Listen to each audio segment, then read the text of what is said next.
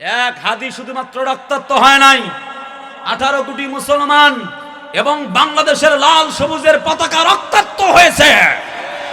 Doctor Mohammad Yunus সাহেবকে দায়ভার নেওয়া লাগবে। আপনি যদি না পারেন বিচার করতে, আল্লাহর কসম আপনার দরকার নাই, আপনি পদত্যাগ করে চলে যান। আমরা মুসলমানরা সবাই মিলে এক হয়েছি, আমরা এই দেশকে কন্ট্রোল করতে পারবো ইনশাআল্লাহ। আসিফ নজরুলরা আপনারা আমাদের রক্তের উপরে আপনাদের চেয়ার দাঁড়িয়ে আছে। জাতির লোকদের সাথে গাদ্দারি করলে আর একটা প্রয়োজনে জুলাই গণ অভ্যুত্থান হবে, আপনাদেরকে চেয়ার থেকে নামাইতে এই কোরআনওয়ালাদের 2 মিনিট সময় লাগবে না। আমাদের ওসমান হাদিরা লাশ হচ্ছে, আগামীতে আমাদের হাসনাত আব্দুল্লাহদের অবস্থা, আমাদের অবস্থা কি হবে এদিকে খেয়াল করে না। বেটারা শুধু মাল কামাচ্ছে আর বাড়ি বানাচ্ছে। সূরা নিসা 24টি রুকু, 175টি আয়াত, 3, 4, 5 নম্বর পাড়ায় সূরাটি সন্নিবেশিত। আসুন শুরু করা যাক। আল্লাহর কি বক্তব্য আছে এই সূরার ভিতরে। আল্লাহ বলছেন, কদ জাআকুম বুরহানুম মির রাব্বিকুম, রবের পক্ষ থেকে আসছে বুরহান নামক নবী। সুবহানাল্লাহ, কি জোরে না আসতে? আয়াতটি নাজিল হয়েছে যখন প্যান্ডামিক সিচুয়েশন, নবীকে তুচ্ছ তাচ্ছিল্য করছে, বলছে এ বেটা মোহাম্মদ তুমি কে, হু আর ইউ, তুমি কে, তোমার কালেমা পড়তে হবে। এমন কথা যখন বলতে থাকলেন কাফেরেরা, আল্লাহ রাব্বুল আলামিন বুরহান নামক নবী আর ওয়া কিতাবুম মুবিন, আর একটি সুস্পষ্ট কিতাব কোরআনে কারীম মানব জাতির জন্য এই আয়াতে কারিমাগুলি নাজিল করে দিলেন। সুবহানাল্লাহ, জোরে না আসতে? আর একটু জোরে কোন সুবহানাল্লাহ। কলিজার ভাইরা আমার, তার মানে আল্লাহর বক্তব্য হলো আল্লাহু আকবার ওয়ালিল্লাহিল হামদু বিসমিল্লাহির রহমানির রহিম قد جاءكم من الله نور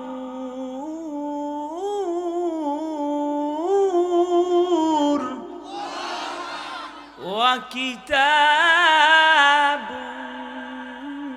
مبين। আল্লাহ বলেন আমার পক্ষ থেকে আসলো একটি চেরাগ, আসলো একটি আলো, তার নাম মুহাম্মাদুর রাসূলুল্লাহ। আর একটি কিতাব আসলো, তার নাম আল্লাহ পাক বলেন যালিকাল কিতাবু লা রাইবা ফীহি হুদাল লিল মুত্তাকিন।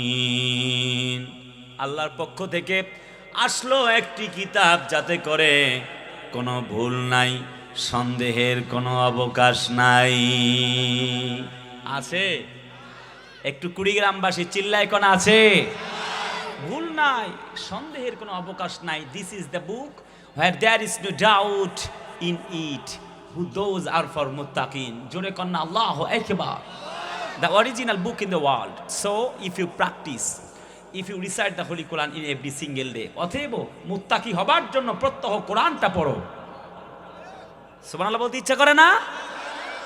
কোরআনে কারীমের মালিক আল্লাহ রাব্বুল আলামিন কোরআনে কারীমে আরো বলেন ওয়া নাযালনা আলাইকাল কিতাবা তিবয়ানাল লিকুল্লি শাইইন ওয়া হুদাও ورحمة وبشرى للمسلمين।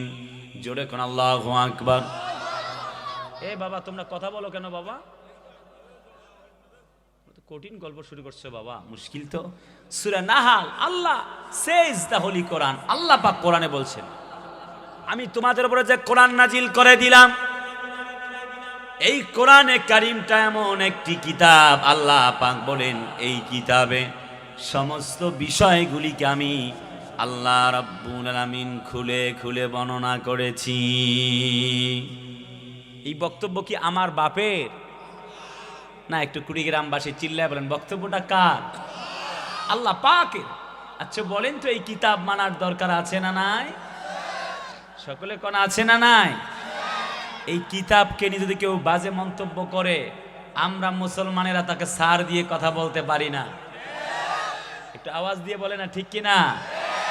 কারণ আমরা এই কোরআনকে আমাদের জীবনের চাইতেও বেশি ভালোবাসি। আমরা জীবন দিতে পারি, রক্ত দিতে পারি, হাত দিতে পারি, পা দিতে পারি। আল্লাহর কসম, আমরা আল্লাহর কোরআন থেকে দূরে সরে যেতে পারি না। আপনারা রাজি আছেন না নাই? রাজি আছেন না নাই? কলিজার ভাইরা আমার, কোরআনে কারিমে সব কথা আল্লাহ পাক বলেছেন। শোনো জাতির লোকেরা, যদি তোমরা কোরআনে কারিমকে গ্রহণ করো, হুদাও ওয়া রাহমাতাও ওয়া বুশরা লিল মুসলিমিন, মুসলমানদের জন্য হেদায়েত, মুসলমানদের জন্য রহমত, আর মুসলমানদের জন্য সুসংবাদ আল্লাহ রাব্বুল আলামিন দিয়ে দিয়েছেন কোরআনে। আছে না নাই? সকলে কয় না, আছে না নাই? আল্লাহ পাক দিয়ে দিয়েছে। তার মানে হচ্ছে কোরআনে কারীম মানার জন্য আল্লাহ এত কিছু বক্তব্য শোনাচ্ছে যে কোরআন মানবে যারা, আল্লাহর জান্নাতের মালিক হয়ে যাবে তারা। সুবহানাল্লাহ কি বলতে ইচ্ছা করে না? কোরআনকে আমরা মেনে নিব জীবনের সর্বক্ষেত্রে। আল্লাহ তুমি তৌফিক দান করো, চিল্লায় বলি আমিন। এবার আসি একবারে মূল কথায়। ঘুমায়া কাজা করেছ ফজর, তখনও জাগনি যখনও জহর, হেলায় খেলায় কেটেছে আসর, মাগরিবের ওই শুনিয়া যান, এখনো জামাতে হওরে শামিল, এর সাথে তোর এখনো আছে স্থান। বাজিছে দামামা বাদরে আমামা, শির উঁচু করি মুসলমান, দাওয়াত এসেছে ভাঙা কেল্লায়, নয়া জামানায় ওরে নিশান। এই দুনিয়ায় এখন আছি আমরা, এমন একটি সময় চলে আসবে থাকতে পারবো না।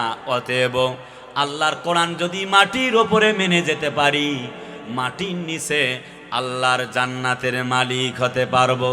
আচ্ছা বলেন তো, তাহলে কোরআন মানার দরকার আছে না নাই? এবার আসেন তো দেখি কলিজার টুকরা ভাইরা, কি জন্য কোরআন মানব? আল্লাহ পাক বলেন, ওয়া নুনাজ্জিলু মিনাল কুরআনি মা হুয়া শিফাউ ওয়া রাহমাতুল লিল মুমিনিন ওয়া লা ইয়াজিদু যালিমিনা ইল্লা খাসারা। জোরে বলুন আল্লাহু আকবার। এই কোরআনটা হলো মুমিনদের জন্য শেফা। আল্লাহ পাক বলেন, জাতির লোকেরা, যদি তোমরা মুমিন হও, এই কোরআনটা তোমাদের জন্য শেফা। আর যারা কোরআন বিরোধী, ইসলাম বিরোধী, তাদের জন্য কোরআনটা হলো যন্ত্রণার কারণ। সুবহানাল্লাহ কি বলতে ইচ্ছা করে না?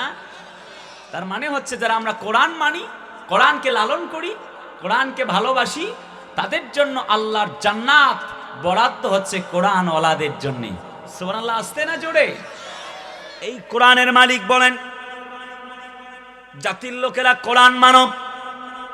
হযরত আবু আইয়ুব আনসারীর বয়স যখন 80 বছর, তিনি বললেন, নবী হে, আল্লাহর নবী মুহাম্মদ, আমি তোমার কোরআনকে স্পর্শ করতে চাই। নবীজি বললেন, কলেমা পড়ে মুসলমান হয়ে যাও। 80 ইয়ার্স ওল্ড, 80 বছর বয়স, যখন কোরআনকে স্পর্শ করতে চান, নবীজি বললেন, কোরআন গ্রহণ করো। দেরি হলো না, কোরআনে কারীম গ্রহণ করেছেন। নবী বললেন, আল্লাহ তোমাকে জান্নাতের মালিক হিসেবে কবুল করে নিয়েছেন।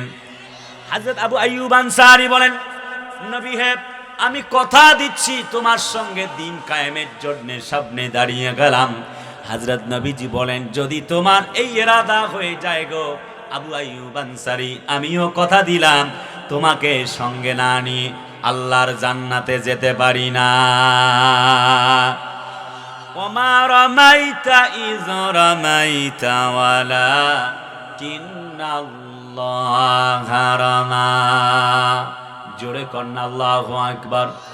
প্রিয় কলিজার টুকরা আপনজনেরা আমার, হযরত আবু আইয়ুব আনসারী বলেন, নবী হে, এখন আমার করণীয় কি আর বর্জনীয় কি? নবীজি বললেন, কোরআন যা বলেছে হুবহু তাই পালন করো। যদি তোমার গর্দানও যায়, তারপরও কোরআনের জন্য তুমি যদি অটল অনড় থাকতে পারো, আমি নবী মুহাম্মদ তোমাকে জান্নাতের গ্যারান্টি দিয়ে দিলাম। হযরত নবীজি আমার বলেন, আবু আইয়ুব আনসারী তুমি কি চাও? হযরত আবু আইয়ুব আনসারী বলেন, আপনার সঙ্গে জান্নাতে থাকতে চাই গো নবীজি।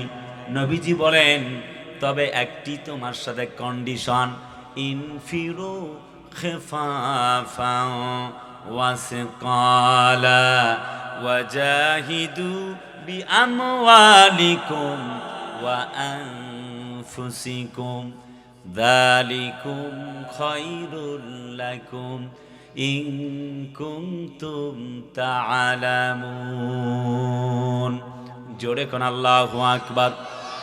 তোমরা আল্লাহর রাস্তায় ব্যয় করো, শক্তি দিয়ে, সামর্থ্য দিয়ে, জান আর মাল দিয়ে যদি তোমরা ব্যয় করতে পারো, আল্লাহ রাব্বুল আমিন তোমাদেরকে জান্নাতের মালিক বানায়া দিবেন।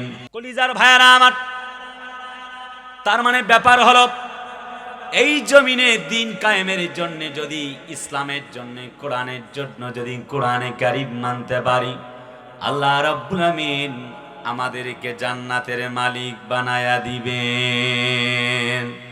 তাহলে বলেন, আমরা আবু আইয়ুব আনসারীর মতো কোরআন মানার জন্য প্রস্তুত আছি না নাই?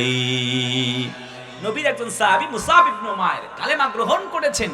সকালে যে পোশাক পরছিলেন, রাতে আর তা পরেনি। বিকেলে তিনি আতর বা খুশবু মাখলে দূর থেকে ঘ্রাণ করত, মানুষেরা সুপ্ত প্রতিভা পেত, কে যেন এই রাস্তা দিয়ে গিয়েছে। লোকে বলতো, না কেউ না, একজন ব্যক্তি, তার নাম মুসাব ইবনে উমাইর। যখন কোরআনের ছায়াতলে আসলেন, সম্পদ হারালেন, জামা হারালেন, সব কিছু হারালেন, পরিবার হারালেন। হযরত মুসাব ইবনে উমাইর খালি হাতে বিদায় নিলেন উহুদের প্রান্তরে। একটি মুহূর্তের জন্য আল্লাহর কোরআন ছেড়ে যায় নাই। এই উহুদের প্রান্তরে হযরত তালহা রাদিয়াল্লাহু তাআলা আনহু, তিনি যখন দেখলেন প্রতিপক্ষ নবীকে বারবার টার্গেট করে তীর নিক্ষেপ করছেন, হযরত নবীজি আমার, মায়ার নবীজি, হযরত দয়ার প্রিয় নবীজি আর বসে থাকলেন না। তিনিও আস্তে করে যখন তীর নিলেন, নবীজি আমার কাফেরদের বিরুদ্ধে যুদ্ধ করছেন, লড়াই করছেন। সঙ্গে থাকা হযরত তালহা বলেন, আমি নবীর সঙ্গে দাঁড়িয়ে গেলাম, লক্ষ্য করে দেখলাম বারবার তীরগুলি নবীর দিকে ছুঁড়ে মারা হচ্ছে। হযরত তালহা বলেন, আমি নবীজির ডানে এবং বামে দাঁড়িয়ে গেলাম। যেদিক থেকে বারবার তীরের আঘাত আসছে, সেদিক থেকে আমি দাঁড়িয়ে গেলাম। দেরি হলো না, কিছুক্ষণের মধ্যে তীরবিদ্ধ হতে লাগলাম আমি তালহা। হযরত নবীজির সিরাত বিশ্বকোষ গ্রন্থের ভেতরে পড়লাম, একটা একটা করে ৭০টার বেশি তীর যখন বিদ্ধ হয়ে গেল, হযরত তালহা রাদিয়াল্লাহু তাআলা আনহু জমিনে পড়ে গেলেন। নবীজি তাকে সেবা করবার জন্য প্রস্তুতি গ্রহণ করছেন। হযরত তালহা বলেন, ইয়া রাসূলুল্লাহি ওয়াল্লাহি তাল্লাহি বিল্লাহি, আল্লাহর কসম করে বলি গো নবীজি, আমার জীবন যদি আপনাকে বাঁচাতে গিয়ে আমার জীবনটা চলে যায়, কিয়ামতের দিন আল্লাহর জান্নাতের আমি মালিক হয়ে যাব। হযরত নবীজি দুটি চোখের পানি ফেলানার কান্দেন, বললেন, তালহারে, তুমি তো দুনিয়ার বিনিময়ে জান্নাতকে বিক্রি করে দাও নাই, বরং জান্নাতের বিনিময়ে দুনিয়াকে বিক্রি করে দিয়েছো। আমি বিশ্ব নবীজি ঘোষণা দিলাম, তালহারে, আমি নবীজি আর তুমি পাশাপাশি আল্লাহর জান্নাতে বসবাসের সুযোগ পেয়ে যাব। আমাকে শহীদ করে সেই মিছিলে শামিল করে নিও। যেই মিছিলের নেতা আমির হামজা, খোবায়েব খাব্বাব, খোদার ছিল যারা অতি প্রিয়, শামিল করে নিও। আমাকে শহীদ করে সেই মিছিলে শামিল করে নিও। লিল্লাহে তাকবীর। শুধু কি তাই নাকি, হযরত ওমর রাদিয়াল্লাহু তাআলা আনহু কালেমা পড়ে নিলেন, কোরআনে কারিম এক হাতে নিলেন। হযরত নবীজি বললেন, ওমর তুমি কি চাও? ওমর বলেন, জান্নাতের মালিক হতে চাই। আপনার কালেমা পড়েছি, কোরআন গ্রহণ করেছি, পাবো নাকি? নবীজি বললেন, নিশ্চিত পেয়ে যাবা।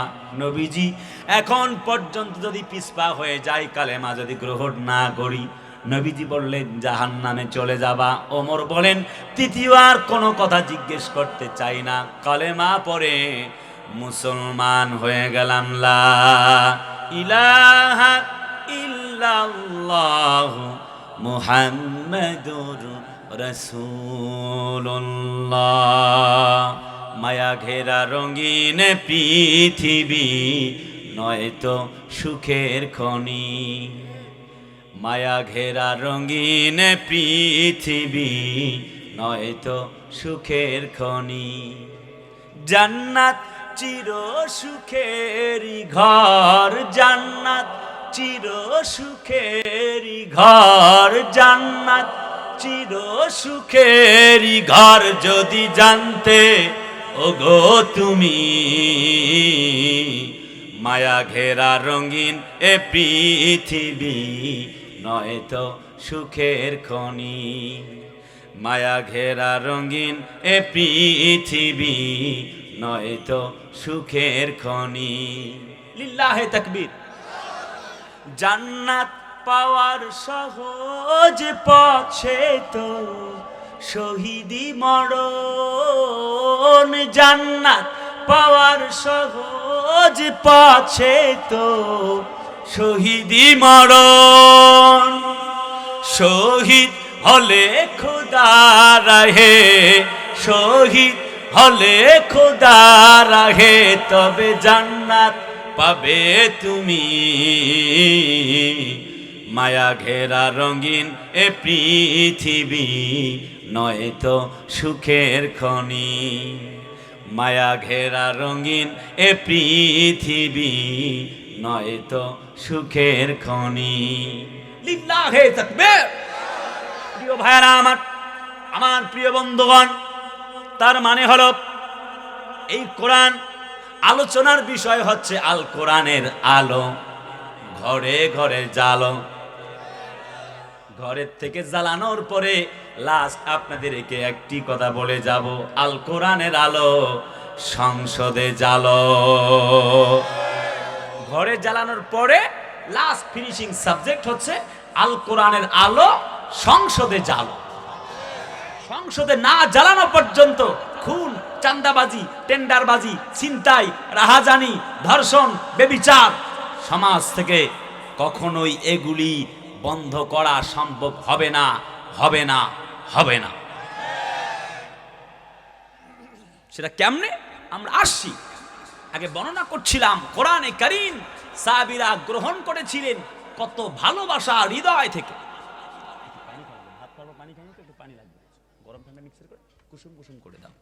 হযরত আবু বকর রাদিয়াল্লাহু তাআলা কালেমা গ্রহণ করেছিলেন, safety first, save your life. রাসূলুল্লাহ বললেন, আবু বকর তুমি তোমাকে নিজেকে সেভ করো।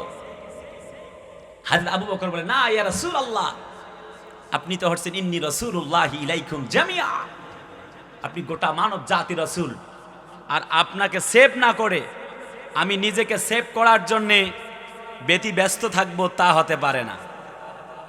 আরে কথা বলে না, ঠিক কিনা? হযরত আবু বকর রাদিয়াল্লাহু তাআলা আনহু নবীজির পাশে দাঁড়িয়ে গেলেন। হেরেম শরীফের পার্শ্ববর্তী এলাকা, নবীজিকে মারতে আসছেন কাফেররা। হযরত আবু বকর সামনে দাঁড়িয়ে গেল।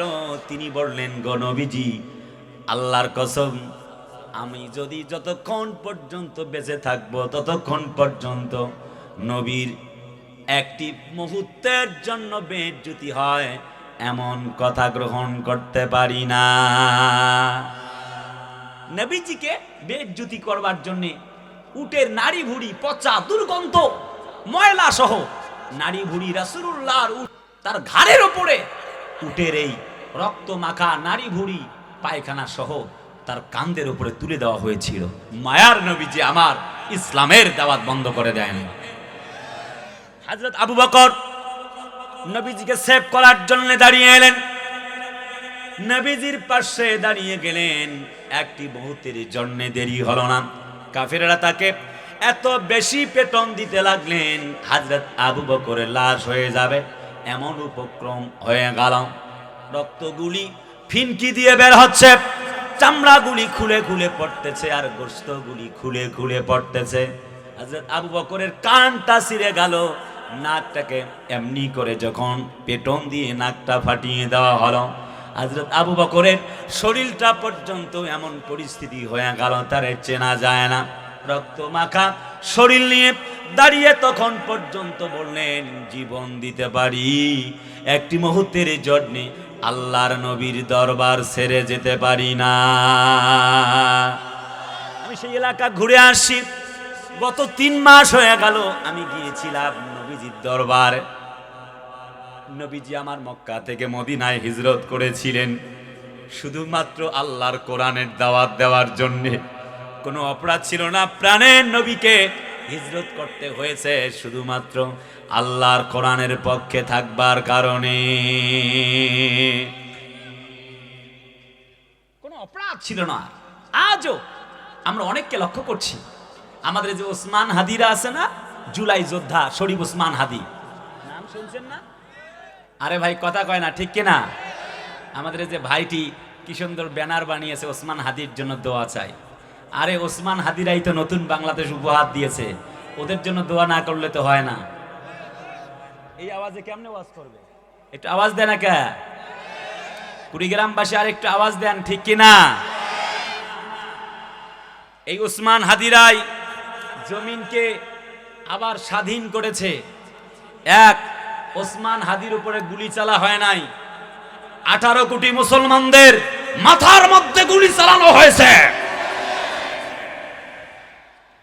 মনে রাখা লাগবে, এক আবু সাইদ বুক টান টান করে দিয়ে এ কথা বলেছিল, বুকের ভেতরে উঠছে ঝড়, বুক পেতেছি গুলি কর। এক আবু সাইদকে তোমরা মেরেছো, 1000টা আবু সাইদ দাঁড়িয়ে গিয়েছিল। আল্লাহর কসম, শহীদ আবু সাইদের উত্তরসূরিদেরকে দমাতে পারবে না। এক হাদি শুধুমাত্র রক্তাক্ত হয় নাই, 18 কোটি মুসলমান এবং বাংলাদেশের লাল সবুজের পতাকা রক্তাক্ত হয়েছে।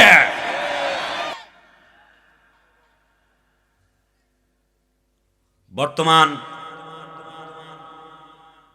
সরকারকে ডক্টর মোহাম্মদ ইউনূস সাহেবকে এর দায়ভার নেওয়া লাগবে। আপনি যদি না পারেন বিচার করতে, আল্লাহর কসম আপনার দরকার নাই, আপনি পদত্যাগ করে চলে যান। আমরা মুসলমানরা সবাই মিলে এক হয়েছি, আমরা এই দেশকে কন্ট্রোল করতে পারবো ইনশাআল্লাহ। আসিফ নজরুলরা আপনারা আমাদের রক্তের উপরে আপনাদের চেয়ার দাঁড়িয়ে আছে। জাতির লোকদের সাথে গাদ্দারি করলে আর একটা প্রয়োজনে জুলাই গণ অভ্যুত্থান হবে, আপনাদেরকে চেয়ার থেকে নামাইতে এই কোরআনওয়ালাদের 2 মিনিট সময় লাগবে না। আর বেটা এক অথর্ব এক বেটা আছে স্বরাষ্ট্র উপদেষ্টা, বেটা বসে বসে আঙ্গুল চুষতেছে আর গোস্তের মধ্যে আলু আছে কিনা দেখতে ঘুরে বেড়াচ্ছে বেটা। কথা বলে না কেন, ঠিক কিনা? আমাদের ওসমান হাদিরা লাশ হচ্ছে, আগামীতে আমাদের হাসনাত আব্দুল্লাহদের অবস্থা, আমাদের অবস্থা কি হবে এইদিকে খেয়াল করে না। বেটারা শুধু মাল কামাচ্ছে আর বাড়ি বানাচ্ছে। কথা বলে না কেন, ঠিক কিনা? আমরা বলবো, আমরা এ কথা বলবো, এই জমিন আমরা আর কারো কাছে ইজারা দেওয়ার জন্য স্বাধীন করিনি। 5 আগস্টের পূর্বে আর আমরা ফিরে যেতে চাই না। বিদেশি কুকুর যারা রয়েছে তাদেরকে আমরা চিহ্নিত করেছি, কারা জমিনকে অস্থির করতে চায়। বাংলার মাটিতে রাজাকার রাজাকার স্লোগান আর চলতে দেওয়া হবে না। বাংলাদেশে যারা রাজাকার স্লোগান দিয়েছে তাদের আর এই রাজনীতি ফিরে আসবে না। যারা ওসমান হাদিদেরকে হত্যা করে এই জমিন থেকে আবার পুনর্বাসন হতে চায়, বাংলার মানুষরা তাদেরকে আর সুযোগ দেবে না, দেবে না, দেবে না।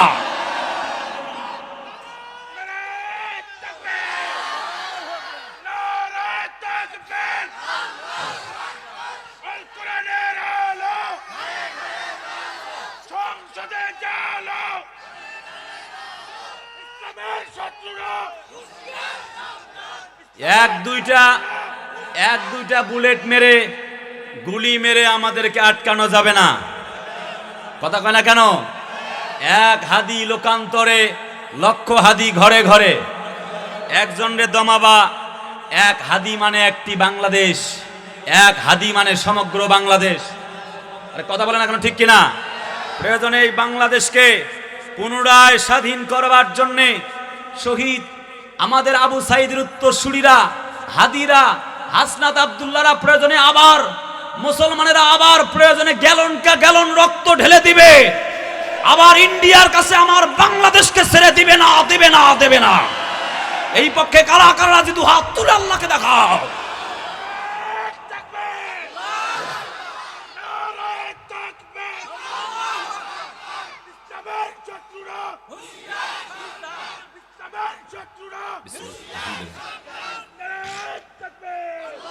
কলিজার ভাইয়ারা আমার, আল্লাহ রাব্বুল আমিন বলেন, জাতির লোকেরা তোমাদের জন্য বক্তব্য হলো, যদি তোমরা কোরআন মানতে পারো তাহলে তোমাদের জন্য একটি বক্তব্য, আল্লাযীনা ইয়াসতামিউনাল কওলা ফায়াত্তাবিউনা আহসানা উলাইকাল্লাযীনা হাদাহুমুল্লাহ ওয়া উলাইকা হুম উলুল আলবাব।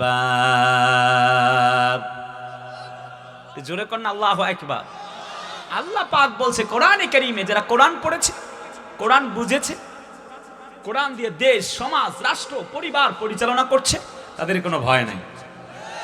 তাদের স্থান কোথায়? তারাকতু ফীকুম আমরাইন লান তাদিল্লু মা তামাসসাকতুম বিহিমা কিতাবাল্লাহি ওয়া সুন্নাত রাসূলিহি। জোরে কোন আল্লাহু আকবার। নবী বলছেন তাদের স্থান হচ্ছে আল্লাহর জান্নাত। দুটি জিনিস তোমাদের জন্য রেখে যাচ্ছি। Number 1 is Quran, that means the original book in the world. আরেকটি রাসূলুল্লাহর সুন্নাহ, তোমরা তা মানতে পারো। মুহাম্মদ সাল্লাল্লাহু আলাইহি ওয়াসাল্লাম is the Superman of the world. গোটা পৃথিবীর সেরা মানুষটাকে যদি তোমরা মানতে পারো, আল্লাহর কসম তোমরা জান্নাতের মালিক হয়ে যাবে। আল্লাহু আকবার ওয়ালিল্লাহিল হামদু। বিসমিল্লাহির রহমানির রহিম।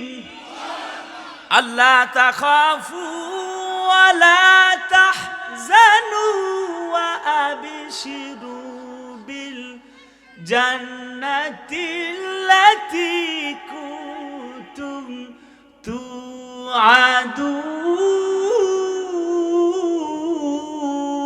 তুআদুন। তোমাদের কোনো ভয় নাই, কোনো চিন্তা নাই। তাতানাজ্জালু আলাইহিমুল মালাইকা, তোমাদের জন্য আল্লাহ রাব্বুল আলামিন ফেরেশতা নাজিল করে দিবেন। আমরা চেয়েছিলাম কোটা, আল্লাহ দিয়ে দিয়েছে গোটা। কথা বলে না, ঠিক না, ঠিক না, ঠিক না, ঠিক না। আমরা চেয়েছিলাম পদত্যাগ, আল্লাহ বানায় দিয়েছে দেশ ত্যাগ। জিজ্ঞেস করতে চাই, ওই আল্লাহ আজও আছে না নাই? চতুর্দিক থেকে পরিবেশটা যেন এমন হয়েছে, নবী যখন 610 খ্রিস্টাব্দে কোরআন পেয়ে গেলেন, চতুর্দিক থেকে বাধা, নবীজির মনটা বড় খারাপ। 622 খ্রিস্টাব্দে নবীজি হিজরত করে চলে যান মক্কা থেকে মদিনায়, মাইগ্রেশন টু মদিনা। আল্লাহ বলেন, হাবিব গো, কোনো ভয় নাই, কোনো চিন্তা নাই, আমি আল্লাহ আছি সুলতানান নাসিরা। শুধুমাত্র আসি না, এতটুকু নয়, আমি আল্লাহ তোমাকে রাষ্ট্র ক্ষমতা দিই, আবার এই মক্কায় ফিরাইয়া নিয়ে আসব। নবী যখন হিজরত করে যান, মনটা বড় খারাপ, নবীজির চোখ বেয়ে বেয়ে পানি পড়ছে। জিবরিল আমিন বলেন, নবীজি কান্দেন কেন? এক মুষ্টি বালু নিন, রাসূলুল্লাহ নিলেন, 7 ইলুজু দম করেন, রাসূলুল্লাহ করলেন, সুরে মারেন, হযরত নবীজি সুরে মারলেন, আল্লাহ বলেন ওয়ামা রামাইতা ইজ রামাইতা ওয়ালা কিন্নাল্লাহা রামা।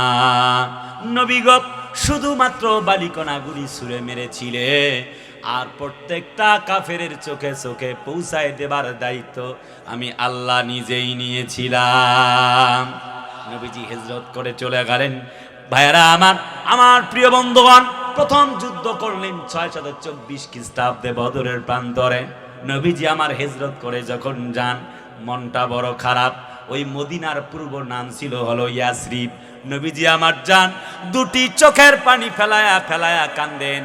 ওই মদিনাতে আমি গিয়ে যখন ঘুরছিলাম, নবীজির রওজার দিকে তাকায়া যখন সালাম দিলাম, আমার মনে হচ্ছে যেন আল্লাহ নবীজি সালামের জবাব দিতেছে। কত দূর ওই মদিনার পথের মাঠ, আর কত দূর, কত দূর ওই মদিনার পথ,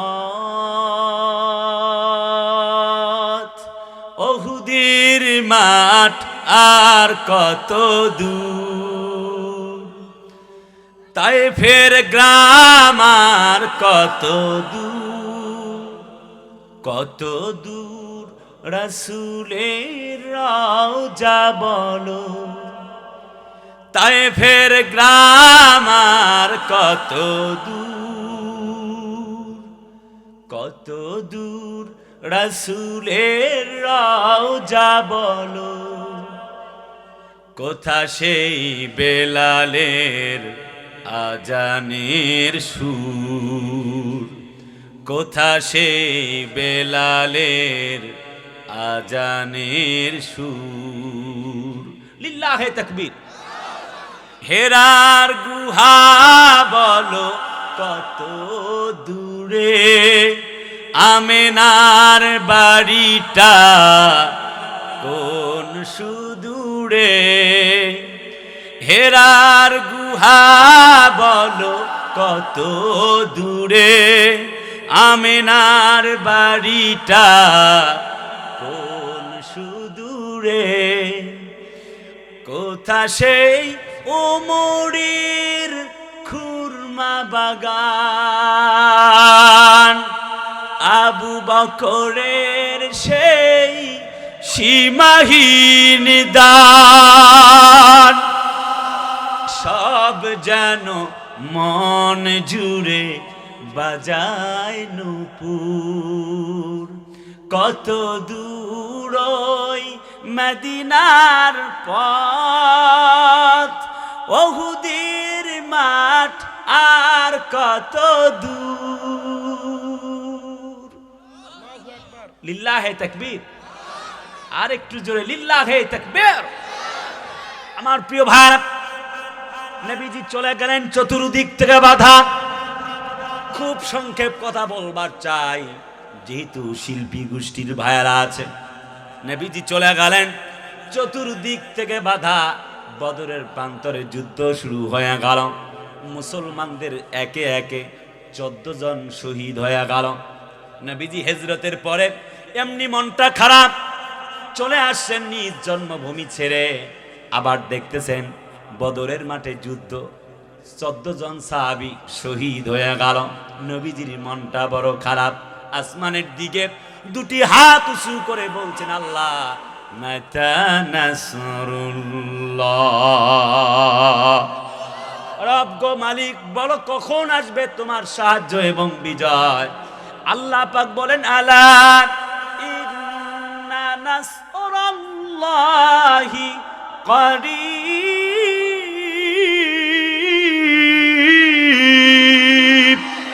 নবী গো লেট নাই, আর একটুকু লেট নাই, এই তো আসছে আমার সাহায্য এবং বিজয়। তাতানাজ্জালু আলাইহিমুল মালাইকা, আল্লাহ তাদের জন্য ফেরেশতা পাঠায়া দিলেন। কোরআনে কারীমে আল্লাহ পাক বলেন, আয়াতটা নাজিল হয়ে গেল, ইস্তাগীসুনা রাব্বাকুম ফাস্তাজাবা লাকুম আন্নী মুমিদ্দুকুম বিআলফিম মিনাল মালাইকাতি মুরদিফিন। জোরে কন্না আল্লাহু আকবার। নবীজি আমার, তুমি যখন দোয়া করছো আমি রবের কাছে দুটি হাত তুলে, আমি আল্লাহ তো তোমাকে দেখছি, আসমাউ ওয়া আরা, আমি দেখছি এবং শুনছি। একটি বক্তব্য তুমি শুনে নাও, আর কোনো দেরি নয়। তার মানে হচ্ছে আমি আগামীর পৃথিবী ইসলামের পৃথিবী বানায়া দিব। আরে কথা বলে না কেন? চিল্লায় বলতে হবে ঠিক কিনা, আর একটু জোরে বলতে হবে ঠিক কিনা। নবীজি তোমার কোনো ভয় নাই, তোমার কোনো চিন্তার কোনো কারণ নাই। আল্লাহ পাকের পক্ষ থেকে আয়াত নাজিল হয়ে গেল, ওয়ালা তাহিনু ওয়ালা তাহজানু ওয়া আনতুমুল আ'লাউনা ইন কুনতুম মুমিনিন। তোমার কোনো ভয় নাই, কোনো চিন্তা নাই, যদি তোমরা মুমিন হও তোমরাই বিজয় লাভ করবে। Don't be frustrated, don't be sad, don't be afraid, you will be victorious. আল্লাহ বলে never lose hope in the mercy of Allah. হে নবী, কেন তুমি আল্লাহর কাছ থেকে হতাশ হয়েছো? 14 জন শহীদ হয়েছে তো কি হয়েছে? ইস্তাসগীসুনা রাব্বাকুম, তোমার রবের পক্ষ থেকে ফাস্তাজাবা লাকুম, তোমার দোয়া কবুল হয়েছে। 1000 ফেরেশতা নাজিল হয়ে গেল, আবার 1000, আবার 1000, তারপরে দেন আবার 2000, মোট 5000 ফেরেশতা দিয়া আল্লাহ মুসলমানদের বিজয় দিয়েছেন। জিজ্ঞেস করতে চাই, বলেন তো বাবা, ওই আল্লাহ আজও আছে না নাই? আমার তো মনে হচ্ছে আমাদের কোরআনওয়ালারা, ইসলামওয়ালারা অসংখ্য বিদায় নিয়ে চলে গেল। আমাদের প্রাণ আল্লামা মামুনুল হক সাহেব জেল খাটলেন, বন্ধুবার আমির হামজা, একসাথে লড়াই সংগ্রামে ছিলাম, একসাথে রাজপথে লড়েছি, একসাথে পড়ালেখা করেছি। 3টা বছর তিনিও জেল খাটলেন। রফিকুল ইসলাম মাদানী ভাইটি জেল খাটলেন।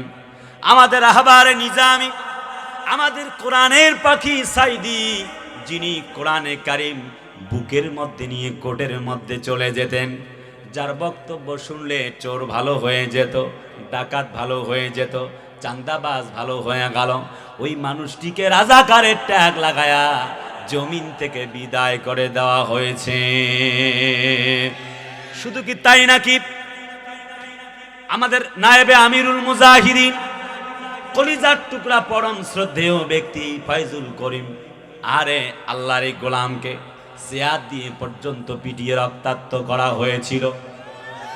কথা বলে না, কুড়িগ্রামবাসী চিল্লায় বলো ঠিক কেন?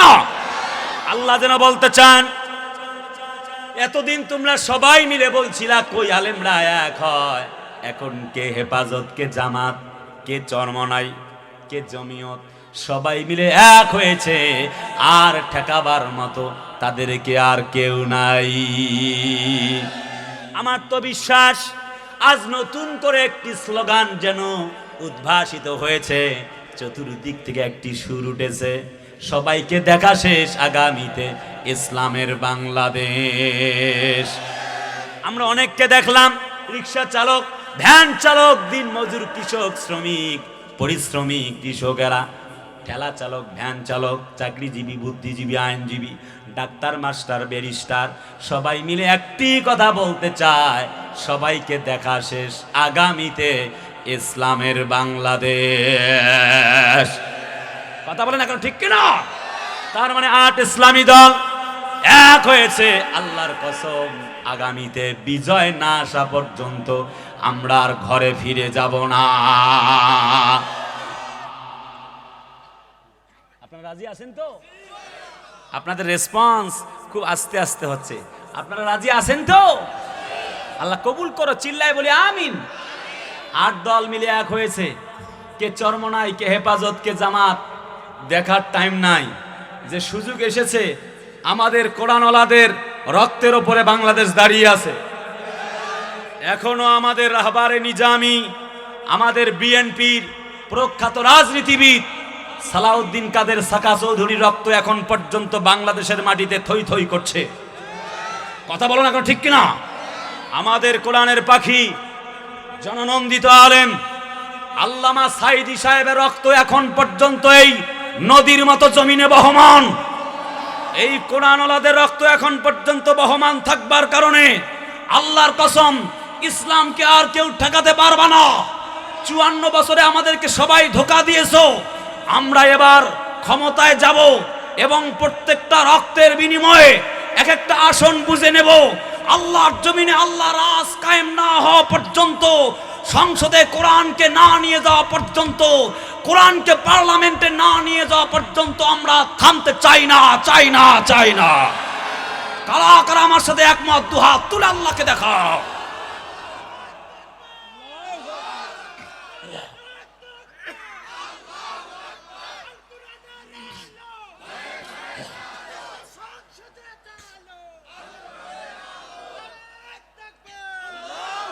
কলিজার প্রিয় ভাইরা, ওই বদরের প্রান্তরে 5000 ফেরেশতা পাঠাই দিয়েছিলেন কে? আরে কথা বলে না কেন? সে আল্লাহ কি আজও আছে? সকলে কেন সে আল্লাহ কি আজও আছে নাকি নাই? অনেকটা দুর্বল হয়েছে, কথা কয় না, অনেকটা দুর্বল হয়েছে। আল্লাহর মায়ের দুনিয়ার বাইর। আপনারা কে কোন দল করছিলেন? আপনারা নিরীহ মানুষ। আমি সেগুলি বলতে চাবো না, বরং বলবো ইসলামের ছায়া তলে আসেন, সবাই মিলে আল্লাহর কোরআনের রাজ কায়েম করতে চাই। কোন দল করছিলেন? আপনারা নিরীহ মানুষ। আমি আপনাদের বকাঝকা দিয়ে আমার লাভটা কি? কথা কয় না। আমি সেদিকে বলতে যাব না, কারণ আমরা সবাই মিলে ভাই ভাই। যারা অপরাধী তারা পালাইছে, কেউ জেলে বন্দি আছে। আপনারা ভালো মানুষ, তাই পালানো লাগে না। আরে কথা কয় না রে। তবে এ কথা মনে রাখবে, এ কথা মনে রাখা লাগবে, যারা গুম আর খুনের রাজত্ব কায়েম করেছিল, বাংলার মানুষেরা তাদেরকে এই জমিনে আসতে দেবে না। আমরা অনেককে এখন পর্যন্ত দাড়ি আর টুপির বিরুদ্ধে বক্তব্য দিতে শুনি। আমরা বলি বেগম খালেদা জিয়া একজন পরম শ্রদ্ধেয়া সম্মানিতা মহিলা, তার কাছ থেকে তোমাদেরকে রাজনীতি শিখতে হবে। কথা বলে না কেন? আন্দোলনের সংগ্রামে, রাজপথে, লড়াইয়ে, ক্ষমতার মসনদে একসঙ্গে জামাত বিএনপি ভাই ভাই মিলে কাজ করেছিল। এখন দুই একটা ফজা পাগলা, ধজা পাগলাদের জন্য বিএনপির বদনাম হচ্ছে। প্রকৃতপক্ষে তারা ইসলামের বিপক্ষের লোক নয়, বরং বেগম জিয়া তাই প্রমাণ করেছে। একজন রাবেয়া বসরি মহিলা, আমার শেখ হাসিনা খালা, ওনার জন্য লোকজন মৃত্যু কামনা করে ফাঁসির মঞ্চ তৈরি করতে চায়। আর গোটা দুনিয়া আমার মা বেগম জিয়ার জন্য দোয়া চায়। কথা বলে না কেন? উনি একজন মাতৃ সমতুল্য। এত নির্যাতন, নিপীড়ন, তারপরও আপসহীন এই নেত্রী জমিন থেকে পালিয়ে যায় না। বড় দুঃখের সহিত বলতে হচ্ছে, আজকে পাবনা কলেজে দেখলাম ছাত্রদল, ছাত্র শিবির সবাই মিলে বুদ্ধিজীবী দিবস উপলক্ষে আয়োজন করেছে। দেখলাম যখন রাহবারে নিজামী সাহেবের নাম নিয়েছে এক শিবিরের এক বন্ধু, তখন ব্রেঞ্চ থেকে দাঁড়িয়ে একজন তার প্রতিবাদ করেছে। আমি বলতে চাই, এটা তো 2024-এর 5 আগস্টের নতুন বাংলাদেশ। কথা বলে না কেন? 5 আগস্টের রাজাকার রাজাকার স্লোগান, এই স্লোগান বাংলার মাটিতে আর চলতে দেওয়া হবে না। আমি মনে করিয়ে দিচ্ছি, বিএনপি জামাত ভাই ভাই, আমাদের মাঝে কোনো দ্বন্দ্ব নাই। আমাদের সালাউদ্দিন কাদের সাকা চৌধুরী আল্লাহর এই গোলামটা রক্ত দিয়েছিলেন এবং বলেছিলেন, জজ সাহেব, এই মানবাধিকার তথাকথিত ট্রাইব্যুনাল যেন থেকে যায় এবং এই ট্রাইব্যুনালেই যেন জালেমদের বিচার হয়। কোরআনের পাখি আল্লামা সাইদি কোরআনে কারিম বুকে ধারণ করে একসঙ্গে রাজপথে লড়াইয়ের সংগ্রামে সাকা চৌধুরী স্মৃতিতে বিএনপির এই প্রখ্যাত বিখ্যাত রাজনীতিবিদ এবং আমাদের সাইদি একসাথে লড়াই করেছেন। তার মানে কেউ রাজাকার ছিল না। কথা বলে না কেন? ঠিক কিনা? যদি রাজাকার রাজাকার স্লোগানে তোমরা ফিরে যেতে চাও, তাহলে তো সালাউদ্দিন কাদের সাকা চৌধুরীও রাজাকার হয়ে যায়। এই মানুষগুলি তো সোনার মানুষ, গোটা দেশকে পাল্টায় দিয়েছে। রাজাকার হয় কি করে? আমি এ কথা বলতে চাই, রাজাকার আমাদের বিএনপির সালাউদ্দিন কাদের সাকা চৌধুরীকে, আমাদের রাহবারে মতিউর রহমান নিজামী, অধ্যাপক গোলাম আজম আর কলজার টুকরা আল্লামা দেলোয়ার হোসেন সাইদিদেরকে তারাই রাজাকার বলে, যারা পিতৃ পরিচয়হীন, যারও সন্তান, তারা ছাড়া কেউ রাজাকার বলতে পারে না। কথা বলে না কেন, ঠিক কিনা? আমি বিনয়ের সহিত বলতে চাইব, দুই একজন আবার রাজাকার রাজাকার স্লোগান দিয়ে এই আমার বাংলাদেশকে কলুষিত করবার চেষ্টা করবেন, তা হবে না। কারণ রাজাকার স্লোগানের দিন শেষ, আগামীতে নারায়ে তাকবীরের বাংলাদেশ। আমি কখনো দেখিনি বেগম জিয়া, মানবতার মা, তিনি কোনোদিন আলেমদেরকে কটূক্তি করে কথা বলেছেন। এই জন্য তিনি সম্মানিতা, পরম শ্রদ্ধেয়া, পরম যত্নের মায়া এবং মমতাময়ী মা, ঠিক কিনা?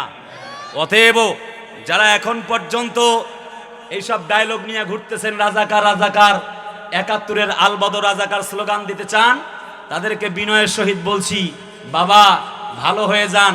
তা না হলে ৫ আগস্টে পুলিশরা বিজিবি এমপি মন্ত্রী মিনিস্টার নিয়েও আমার রাবেয়া বসরি শেখ হাসিনা খালা টিকতে পারে নাই। যদি কেউ রাজাকার রাজাকার স্লোগান দিয়ে ঠিকতে চায়, আল্লাহর কসম, ছাত্র জনতা যেমন দেখিয়ে দিয়েছিল, আওয়ামী লীগের যেমন অবস্থা হয়েছিল, যদি কেউ তুমি নতুন করে স্লোগান দিতে চাও, তোমার অবস্থাও ঠিক সেই রকম হয়ে যাবে। অতএব আমাদের মাঝে কোনো দ্বন্দ্ব নেই, আমাদের মাঝে ভ্রাতৃ সমতুল্য, আমরা একে অপরের সাথে ভালোবাসার আচরণ করব। আমরা কেউ কাউকে একটু কিছু একটা খুঁত দেখলেই তাকে আবার ব্লেম দিব না, বেটা তুই রাজাকার। কথা বলে না কেন, ঠিক কিনা? কারণ ৫ আগস্টে এই রাজাকার স্লোগান দিয়েই রাবেয়া বসরি শেখ হাসিনা খালার বিদায় হয়েছে। কথা বলে না কেন, জোরে কথা বলে না কেন, ঠিক কিনা? সেই জন্য বলবো, অনেকে সুযোগ পেয়েছেন বলে যা ইচ্ছা তাই বলা যাবে না, এ কথা মনে রাখা লাগবে। গণ অভ্যুত্থানের আমার প্রিয় ওসমান হাদিরা গুলি খেয়েছে, শহীদ আবরাররা জীবন দিয়েছে, আল্লামা সাইদিরা জীবন দিয়েছে, আমাদের প্রিয় শহীদ আবু সাইদরা জীবন দিয়ে নতুন বাংলা আমাদেরকে উপহার দিয়েছে। যদি আগামীর পার্লামেন্টকে কায়েম করতে শহীদ আবু সাইদের মতো যদি আবার ২০০০ জীবন দেওয়া লাগে, যদি ২ লক্ষ জীবন দেওয়া লাগে, আমরা রাজি আছি। একটি মুহূর্তের জন্য আল্লাহর কোরআন পার্লামেন্টে প্রতিষ্ঠিত না হওয়া পর্যন্ত আমাদের এই আন্দোলন সংগ্রাম বন্ধ হবে না, হবে না, হবে না। কারা কারা রাজি, দু হাত তুলে আল্লাহকে দেখাও।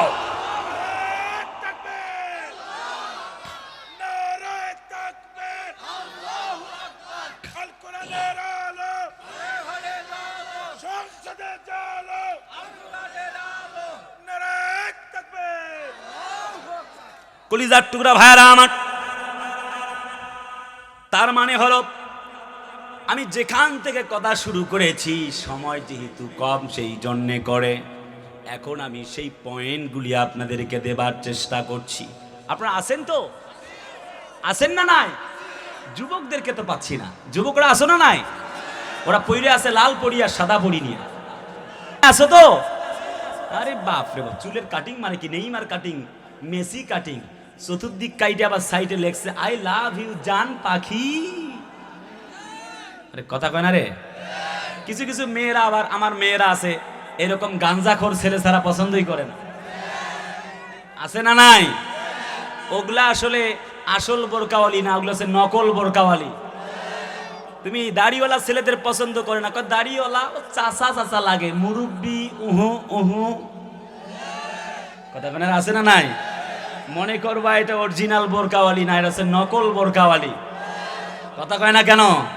ও এক মেয়েতে ২-৪-৫টা ছেলেকে তার নাকের ডগার উপরে ঘুরে লইয়া বেড়ায়। একেবারে বোরকা পড়ছে, নেকাব পড়েছে, হাত মুজা পা মুজা, দেখলেই ভাইয়া সালাম আলাইকুম, সালাম আলাইকুম, সালাম আলাইকুম, মনে হচ্ছে কেবল জান্নাত থেকে পালিয়ে আইছে।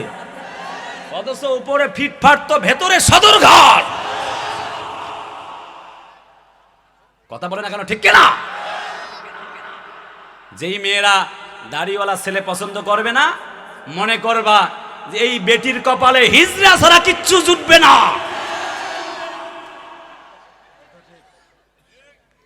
আর তোমরা তো দুষ্ট কম না। সকালবেলা হইলে মোবাইল টেপো সারাদিন, ঘুম থেকে উঠে ঘুমানো পর্যন্ত শুধু মোবাইল, সারা ফ্রি ফায়ার পাবজি খেলে ফজরের পরে ঘুমায়, এক ঘুমে কিয়ামত মানে আসর। ঘুম থেকে উঠে গিয়ে কলেজের রাস্তার বারান্দায় গান ধরেছে, তুমি কোন শহরের মাইয়া গো লাগে উড়া ধুরা। বদমাইশ কত! মাসুদ ভালো হয়ে যাও, কথা কয় না রে, কথা কয় না, ঠিক কিনা? ভালো হইতে পয়সা লাগে না, ভালো হয়ে যাও। একজন যুবক আমারে ফোন দিয়েছে, হুজুর আমি সেকা খাইছি। তো বললাম সেকা খায়া বেকা হয়েছে, সোজা হওয়ার কোনো লাইন নাই। হুজুর কোনো একটা বুদ্ধি দেন। কইলাম আমার একটা বই আছে, পড়ো, কাজে লাগবে, দোয়ার শক্তি জীবনের মুক্তি, আজও নিয়ে আসছি আমি, ইনশাল্লাহ আপনাদেরকে দিব। কলিজার টুকরা ভাইরা বলে, হুজুর আলটিমেটলি কি উপকারী করতে পারেন তাই আমাকে বলেন, কি উপকার করতে পারবেন? বললাম তুমি যে মেয়ের পেছনে ঘুরছো তার কি বিয়ে হয়েছে? কাজে জি, বিয়ে হওয়া কাম সারা। কইলাম তুমি মেয়েদের চেনো না, ওরা প্রেম করার সময় খোঁজে নায়ক সাকিব খান, আর বিয়ে করার সময় খোঁজে টাকাওয়ালা কালাচান। কথা কয় না রে, ঠিক কিনা? তোমার টাকা আছে তো তোমাকে বলবে আই লাভ ইউ, তোমার টাকা নাই তো তোমাকে বলবে আই হেট ইউ। তুমি ওদের পেছনে ঘুরে জীবনটাকে নষ্ট করছো, ফিরে আসো। তার মানে 1 নম্বর পয়েন্ট, কোরআন মানুষের জন্য হেদায়েতের পথ। আল্লাহ পাক বলেন, জালিকাল কিতাবু লা রাইবা ফীহি হুদাল লিল মুত্তাকিন। একদম সংক্ষিপ্ত কথা, শুধু পয়েন্টগুলো দিচ্ছি, সময় নাই। 1 নম্বর, আল্লাহ বলে এই কোরআনটা মুসলমানদের জন্য, মুত্তাকিদের জন্য হেদায়েত। 1 নম্বর পয়েন্ট চলছে, কোরআনটা মানুষের জন্য হেদায়েতের পথ। তার মানে কোরআন পাবে যারা, কোরআন পড়বে যারা, হেদায়েত পেয়ে যাবে। হযরত ইমাম গাজ্জালী বলেন, আমি স্বপ্নে দেখলাম পাশের বাড়ির একজন কৃষক, তিনি জান্নাতে ঘুরে বেড়াচ্ছেন। আমার কৌতূহল জেগে গেল, একজন কৃষক মানুষ জান্নাতে কি কাজ করেছেন জানার প্রয়োজন। চলে গেলেন বাড়িতে, জিজ্ঞেস করলেন তার স্ত্রী, বললেন শোনো, আমি তো পথিক, তোমারে চিনি না। আমার স্বামী সকাল হলে একটি কোরআনে কারিম বুকের মধ্যে নিতেন, আর পার্শ্ববর্তী মাদ্রাসায় চলে যেতেন, আর কোরআনে কারিম শেখার জন্য চেষ্টা করতেন। সকালবেলা একটু ভাত, একটু রুটি, একটু কলা, একটু নাস্তা বানিয়ে নিয়ে যেতেন হুজুরকে, ওস্তাদকে, ছাত্রদেরকে খাওয়ানোর জন্যে। এর চাইতে ভালো কাজ আর তার নাই। ইমাম গাজ্জালী বলেন, কোরআনের পথ তাকে জান্নাতের মালিক বানায়া দিয়েছে। সুবহানাল্লাহ। আসতে না জোরে, আসতে না জোরে, ব্যাস। নট অনলি দ্যাট, একদম শেষ কথা, তবে পয়েন্ট দিলে সহজে বুঝবেন। শুধু কি তাই, কত বড় জাহেল হলে নবী হত্যা করতে আসতে পারে। হযরত ওমর কালেমা গ্রহণ করেছেন, হয়ে গেলেন জান্নাতের পথিক।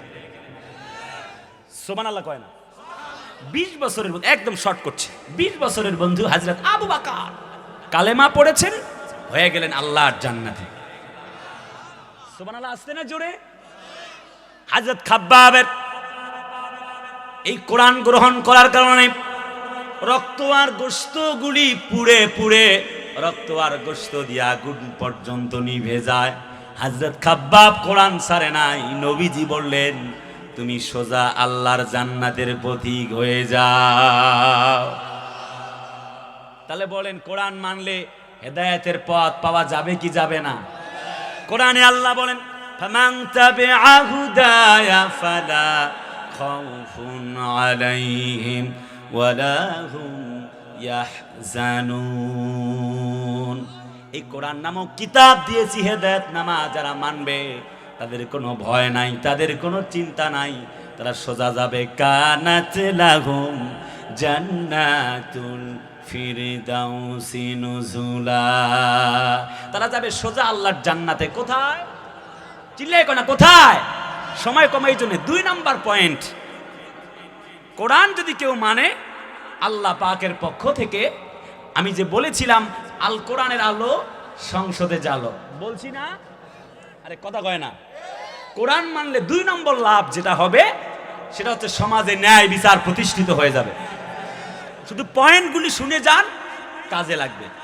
খুব ছোট্ট করে বলি, হযরত ওমর রাদিয়াল্লাহু তাআলার কাছে একটি বিচার আসলো, ওমর তুমি বিচার করো। তিনি বিচার করলেন, দুইজন ব্যক্তি পানি শেষ নিয়ে ঝগড়া লাগছে। ক্যানেল দিয়ে পানি দেন না, কথা না বলে কেমনে বুঝবে? পানি দেন না আপনারা, ক্যানেল না ধোর বলে আপনাদের এলাকায়, যাই হোক। তো বেচারা ইহুদির জমিটা আগে, মুসলমানের জমিটা পরে। ইহুদি বেচারা আগের থেকে সকাল থেকে বালতি দিয়ে পানি তুলছেন পাগার থেকে, পুষ্কুনি থেকে।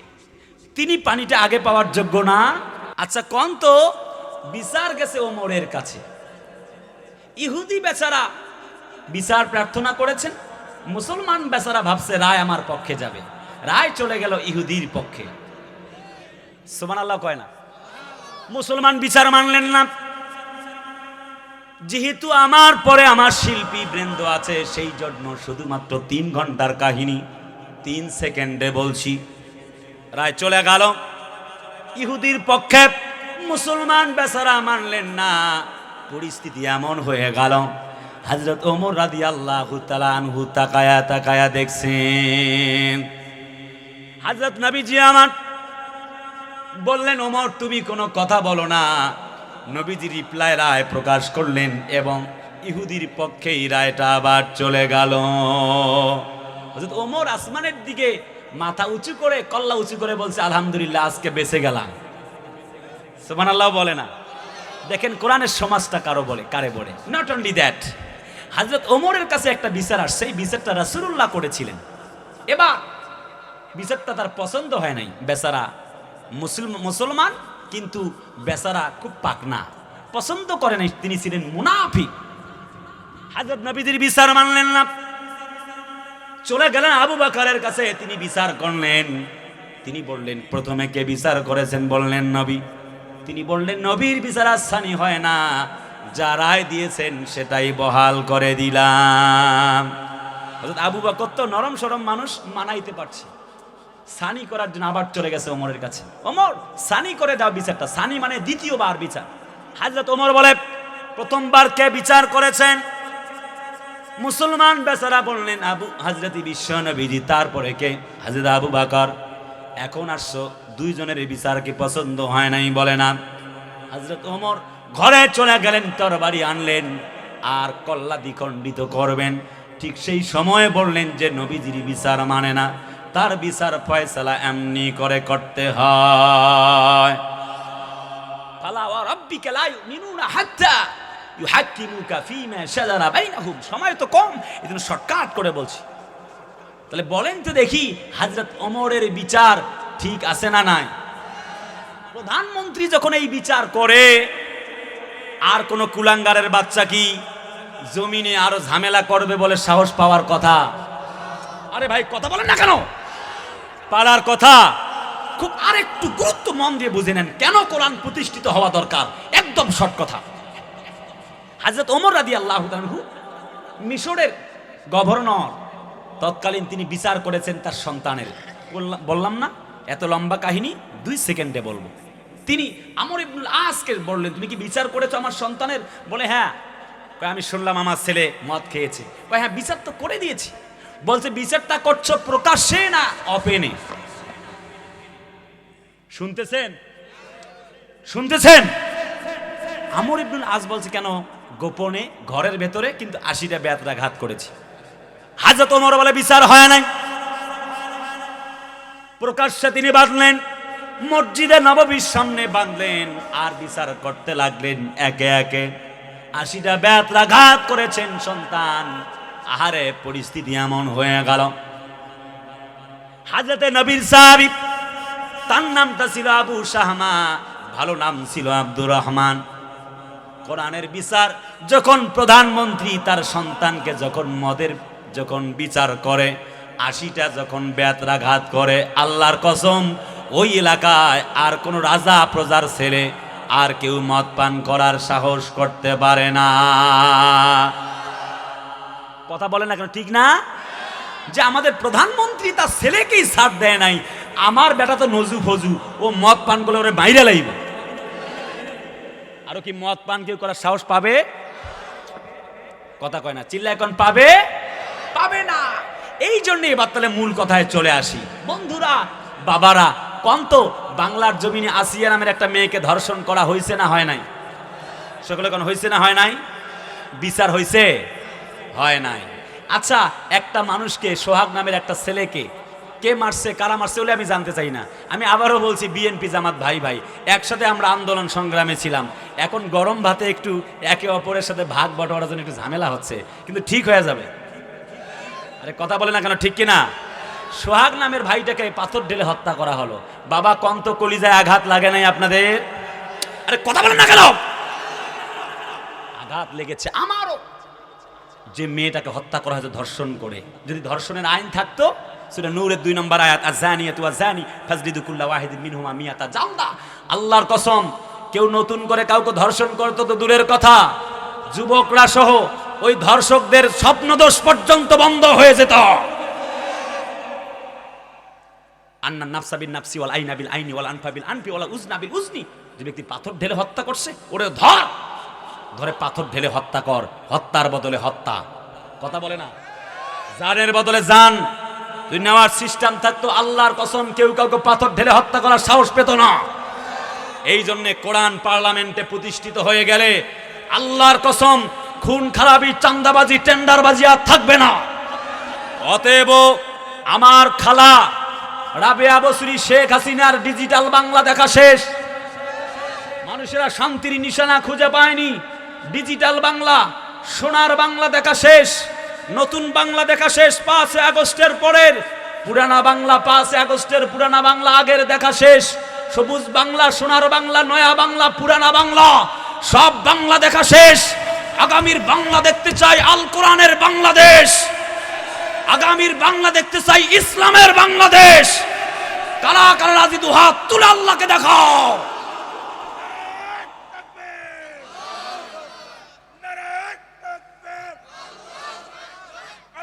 শেষ করব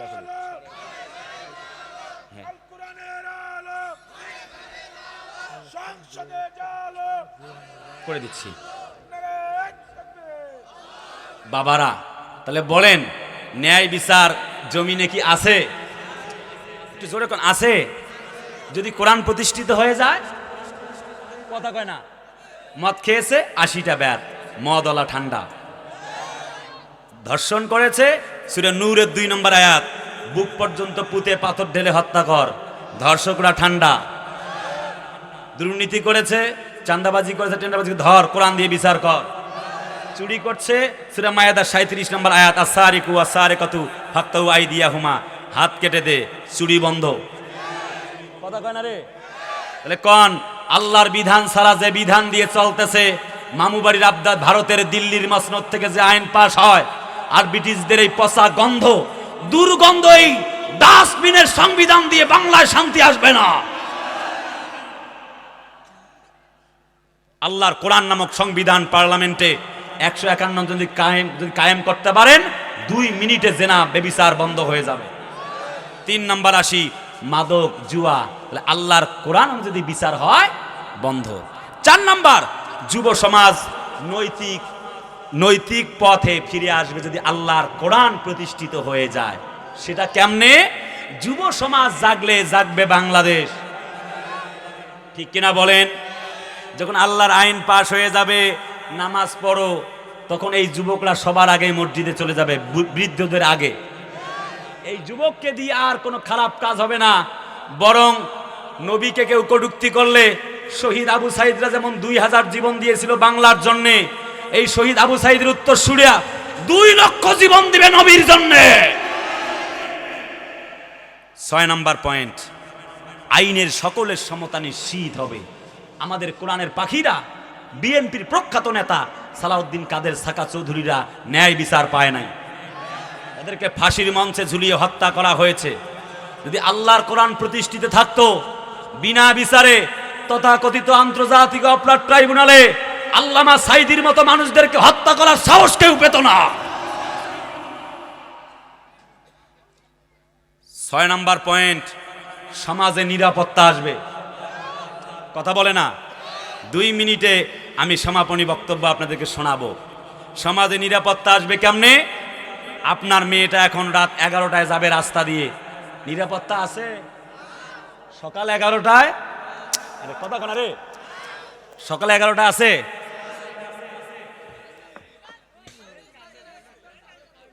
সকাল 11টায় কি নিরাপত্তা আছে?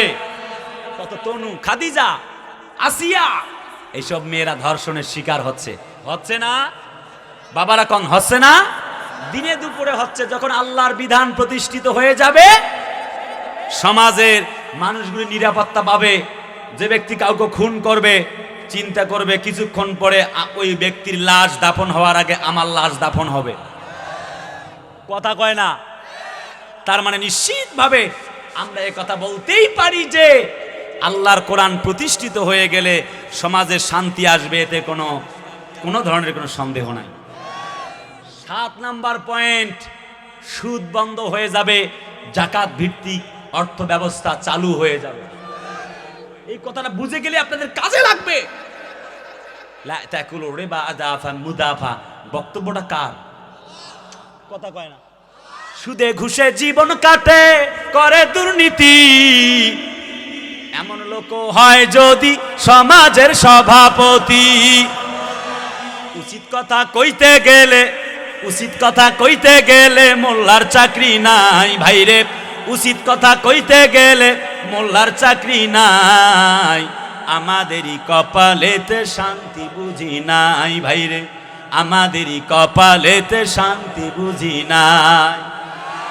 5 ওয়াক্ত নামাজ পড়ে কপালে তার দাগ, মক্কাতে যায় নামের আগে লাগায় হাজি সাপ। আমি ভুলে গেছিলাম, আমার যে সময় নাই, আমি ভুলে গেছিলাম। গান শোনানোর জন্য শিল্পীরা আছে, আমি গান শোনাতে চাচ্ছি না বন্ধুরা। তার মানে হচ্ছে সুদে ঘুষে জীবনটা কাটে আমাদের। যখন কোরআনের আইন পাশ হয়ে যাবে, তখন জাকাত ভিত্তিক অর্থ ব্যবস্থা চালু হয়ে যাবে। মানুষ আর মানুষের দ্বারে দ্বারে ভিক্ষার ঝুলি নিয়ে ঘুরতে হবে না। সেজন্য বলি, আল্লাহর কোরআন প্রতিষ্ঠিত হওয়ার দরকার আছে না নাই? 8 নাম্বার, শিক্ষা ব্যবস্থায় নৈতিকতা প্রতিষ্ঠিত হবে। এখন কোরআনের মাদ্রাসায় কোনো অনুদান নাই, স্কুল কলেজ ভার্সিটিতে কত লক্ষ কোটি কোটি টাকার অনুদান আসে, ঠিক কিনা? অথচ দেখবেন তাদের চরিত্রের কোনো মূল্য নাই। যারা মাদ্রাসায় পড়ে কোন রকম ডাউলের পানি খেয়ে মানুষ হয়, তারা ওদের চাইতে 1000 গুণ ভালো।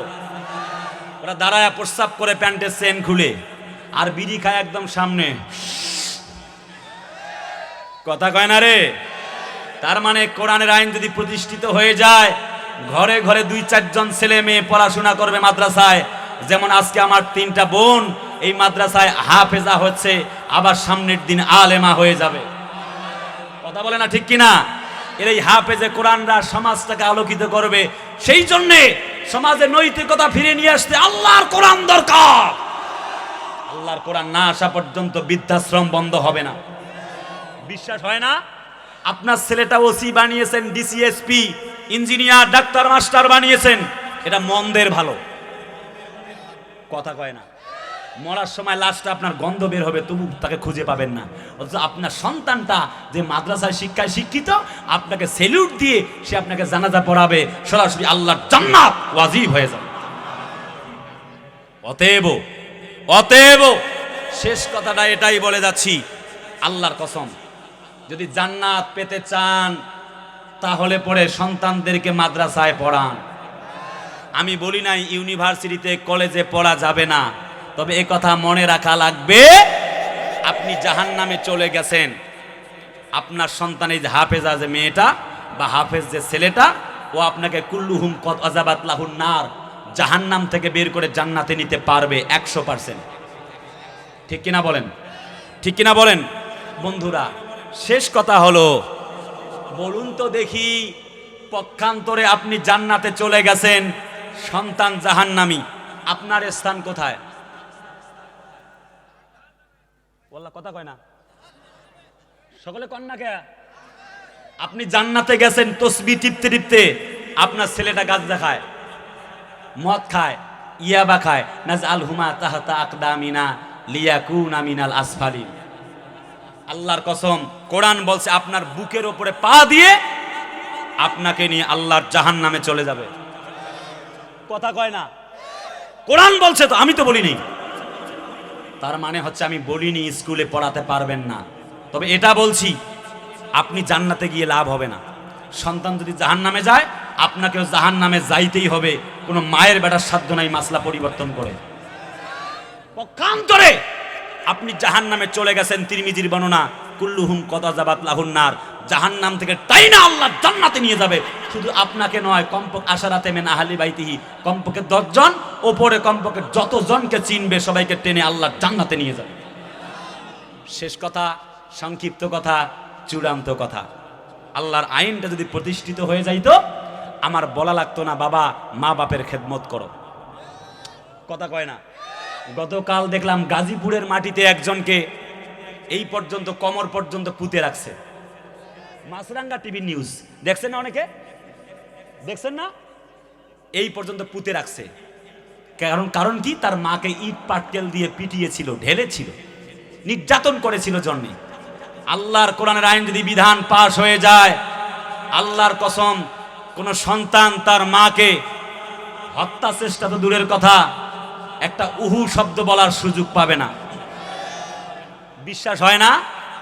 গাজীপুরের মাটিতে সন্তানটিকে কোমর পর্যন্ত পুঁতেছে সাধারণ সচেতন নাগরিকরা। এটা কোরআনের বিধান নয়, কিন্তু তারা যে কাজটি করেছে, আল্লাহর কসম, তারা আল্লাহর জান্নাতে চলে যাবে। 12 ছেলের 24 নাতিপুতি, তবুও বুড়ার দুর্গতি। আল্লাহর কোরআন যদি প্রতিষ্ঠিত হয়ে যায়, বুড়ার বুড়ি, আপনাকে বৃদ্ধাশ্রমে যেতে হবে না, আপনাকে নাকারি ঘরে, আপনাকে ওই গরুর খামারে ঘুমাতে হবে না। উফি ওয়ালা তানহারহুমা ওয়া কুল্লাহুমা কাওলান কারীমা। সেই আলকামার কথাটা 2 সেকেন্ডে বলছি। তিনি একজন নবীজির সাহাবী ছিলেন, অথচ তার কালেমা নসিব হচ্ছে না। বিদায় বক্তব্য হলো, হযরত নবীজি বললেন, সাথীরা আগুন জ্বালাও, আলকামাকে জ্বালাও। কাঠ খড়ি আনা হলো জ্বালাবার জন্য। হযরত আলকামা যখন তাকে জ্বালায়া দেওয়া হবে, কালেমা নসিব হচ্ছিল না। তার মা বললেন, আমার ছেলেকে আমি ক্ষমা করে দিলাম। হযরত নবীজি, বিশ্ব নবীজি দাঁড়িয়ে রইলেন। হযরত আলকামার কালেমা নসিব হয়ে গেল। ওয়া ওয়াসাইনাল ইনসানা বিওয়ালিদাইহি হামালাতহু উম্মুহু ওয়াহানান আলা ওয়াহানিন ওয়া ফিসালুহু ফি আমাইন। যেই মা গর্ভে ধারণ করেছেন, লালন করেছেন, এতগুলি কষ্ট করলেন, আল্লাহর কসম, ওই মাকে যদি কষ্ট দেন, কিয়ামতের দিন আল্লাহর জান্নাত নসিব হবে না। অবশ্যই আল্লাহর কোরআন বিধান প্রতিষ্ঠিত হয়ে যাক। কোরআনের বিধান প্রতিষ্ঠিত হয়ে গেলে, আল্লাহর কোরআন প্রতিষ্ঠিত হয়ে গেলে, কেউ তার মা বাপকে জংলায় ফেলে আসতে পারবে না। অতএব কোরআনের বিধান প্রতিষ্ঠিত হোক। এটা কি চান না? আল্লাহ তৌফিক দান করো। চিল্লায় বলি আমিন।